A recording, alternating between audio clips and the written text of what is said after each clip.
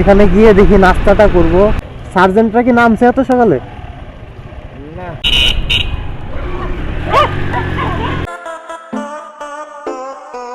Railway মাঠে গিয়ে দেন মামাকে বাইক চালানোটা শিখাবো দেখি। প্রথম দিনে আলহামদুলিল্লাহ অনেক ভালো চালাচ্ছে।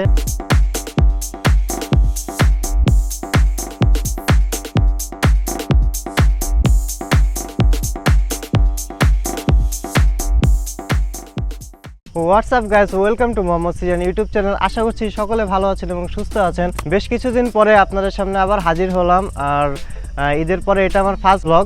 দেখতে দেখতে ঈদের আজ 6ষ্ঠ দিন চলতেছে। তো সবাইকে বাসি ঈদ মোবারকের শুভেচ্ছা। বাসি ঈদ মোবারক জানিয়ে আজকে ভিডিওটি আমি শুরু করছি। তো আজকে আমার সাথে আছে আমার ছোট মামা। আর চিন্তা করলাম যে মামাকে সাথে নিয়ে আজকে একটু ঘোরাঘুরি করা যাক। আর সকালে নাস্তাটা মেবি আমরা বাইরেই করব। তো এই প্ল্যানিংই করছি। তো চিন্তা করলাম যে তাহলে একটা ভ্লগই মেড করে ফেলি। আর সাথে আছে এই যে আমার মামা, তাকে নিয়ে ঘুরতে যাব। আজকে কোথায় যাব এটা এখনো শিওর না, তো যেতে যেতেই সিদ্ধান্তটা নেওয়া যাবে।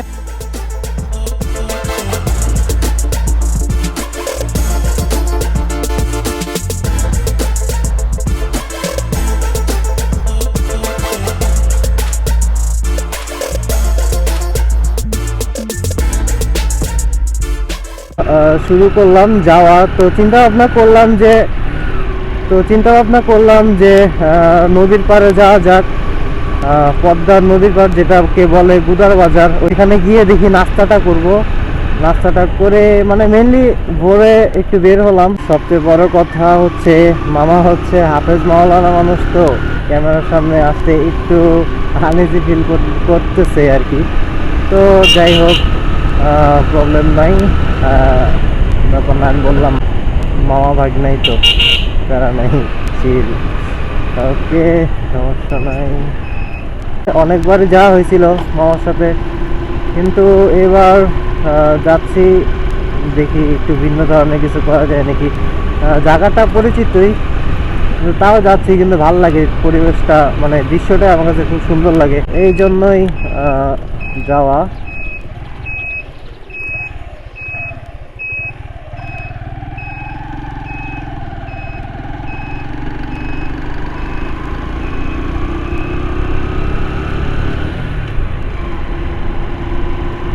আস্তে আস্তেই যাচ্ছি, কজ মামা পিছনে, বুঝে নিত। একদম স্লোলি যাওয়া লাগবে। তো মামা হচ্ছে হুন্ডা চালানো। ডান হাতের এই যে এই যে এটা হচ্ছে মেইন, বাম হাতের এটা, ডান হাতের এক্সেলারেটরটাই মেইন। মামাকে দেখি বাইক চালানো শেখানো যায় নাকি। নাস্তাটা করে আমরা একটু দেখছি, মানে যাওয়ার ইচ্ছা আছে মাঠে গিয়ে দেখা যাক। দুই মামা ভাগনা একটু বাইক চালাবো ইনশাআল্লাহ। চলে আসলাম, মানে বাসার পিছন দিয়ে বের হয়েছে। বিলের থেকে একটু শর্ট নিয়ে দেন পিছনের রাস্তা দিয়ে বের হলাম। একদম স্লোলি যাচ্ছি, কজ ব্যাপারটা বুঝছেন। ওকে, নো প্রবলেম, ধীরে ধীরেই যাই। মেইন রোডে উঠতেছি, মানে মেইন রোড দিয়ে যাওয়া লাগবে যেহেতু, তো চিন্তা ভাবনা করতেছি যে সার্জেন্ট না ধরলেই বাঁচি, সার্জেন্ট ধরলেই বাঁচ। মামা কোন দিক দিয়ে যাব? বাজার দিয়ে যাই। সার্জেন্টরা কি নামছে এত সকালে? না, মেইন রোড দিয়ে যাই, তো ভিতর দিয়ে যাবো কেন? ওকে, উঠে পড়লাম, তো যাওয়া যাক। বিসমিল্লাহ বিসমিল্লাহ বলে শুরু করলাম, যাই।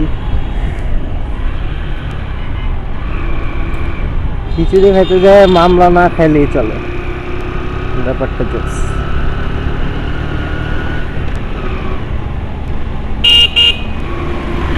এই ট্রাক মামু সাইড দিব না।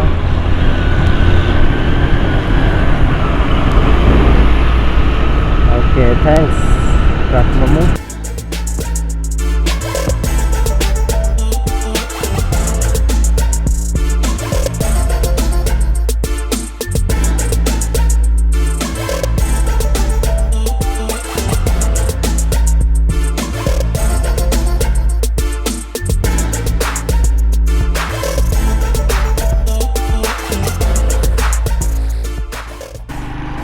যে সার্জেন্টের জায়গা থাকে, নাই সার্জেন্ট।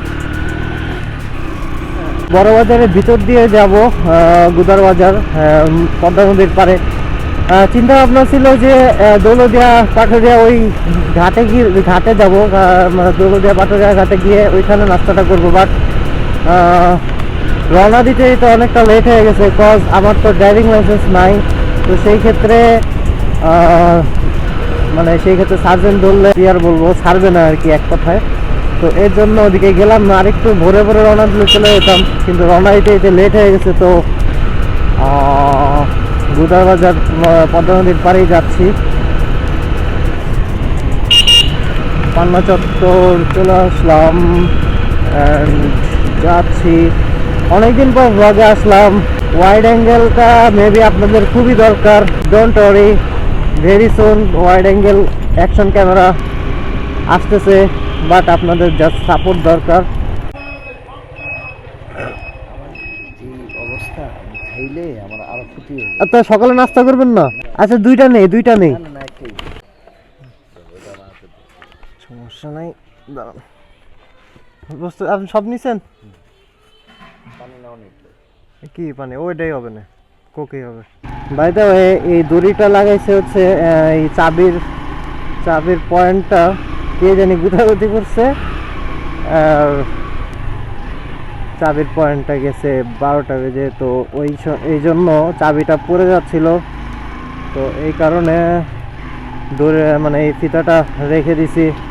দেখতেই ব্যাপারটা খারাপ দেখা যায়, বাট কি করব, চাবিটা পড়ে গেলে তো সমস্যা।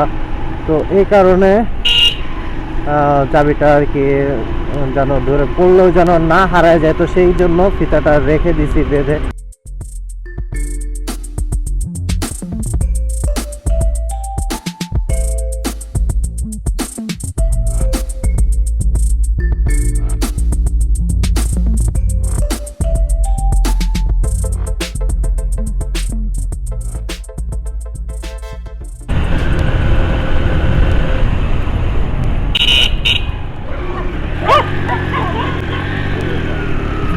আরে বাবা, আমি তো পা উঠাই দিছি। বাবা রে বাবা, একটু জন্য কামড়টা খাই নাই। ভাই রে ভাই, রানিং অবস্থায় যে ভয়টা পাইছিলাম। বাই দা ওয়ে, চলে আসলাম নদীর পারে। ওকে ওকে মামা, ভিতরে ঢুকাই। ওয়াও, রোডটা না থাকলে আরো সুন্দর লাগতো। ওই যে নৌকা আছে না, রোদ অনেক রোদ।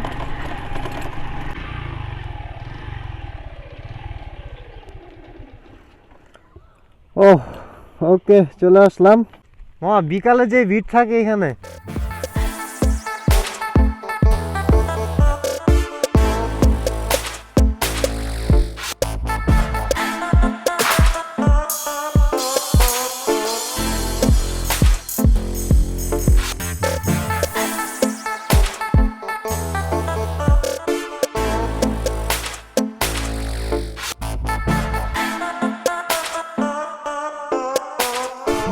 আবার উপরে উঠতে হবে। আর এই যে বাইকটা এখানে আছে, দেখি নাস্তা করা যায় নাকি।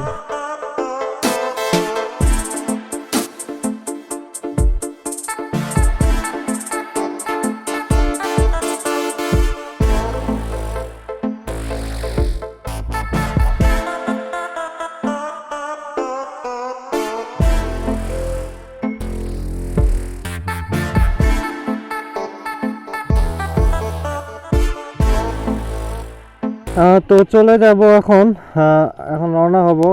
একটা মাঠে যাব, রেলওয়ে মাঠ। তো ওই যে মামা আসতেছে, রেলওয়ে মাঠে যাব। মামা উঠলে মামাকে নিয়ে এখন রেলওয়ে মাঠে গিয়ে দেন মামাকে বাইক চালানোটা শিখাবো, দেখি।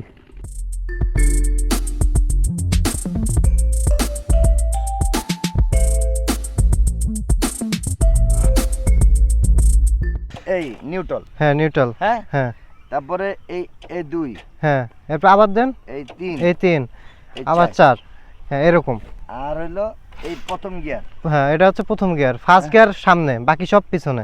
মানে এখন সব আপনার সব বাইকে আবার এক নিয়ম থাকে না। হুন্ডা চালানো তো কষ্ট।